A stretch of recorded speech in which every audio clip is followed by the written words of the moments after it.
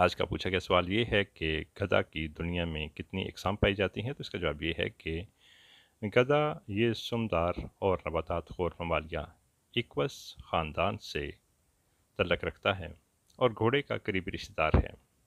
کندھوں کی بلندی تک اس کا قد 90 سے 150 سینٹی میٹر تک ہوتا ہے۔ یہ بہت تیزی سے دوڑ سکتا ہے۔ خطرے کے وقت جنگلی گدھے کی رفتار 60 کلومیٹر فی گھنٹہ ہو جاتی ہے۔ اس کے کان لمبے اور رنگ عام طور پر سفید یا سلیٹی ہوتا ہے۔ اس کی گردن پر گہری بھوری آیال اور دم گچھے دار ہوتی ہے۔ گدھا بڑا صابر، محنتی اور مشقت پسند جانور ہے۔ بار برداری کے لیے بھی مفید ہے، بالخصوص مشرقی ممالک مثلاً عرب، مصر، پاکستان، بھارت اور افغانستان جیسے ممالک میں اس سے بار برداری کا کام لیا جاتا ہے۔ اس کا چمڑا بہت سی مصنوعات میں کام آتا ہے۔ جنگلی گدھا ایشیا اور افریقہ کے گرم اور خشک میدانوں میں پایا جاتا ہے۔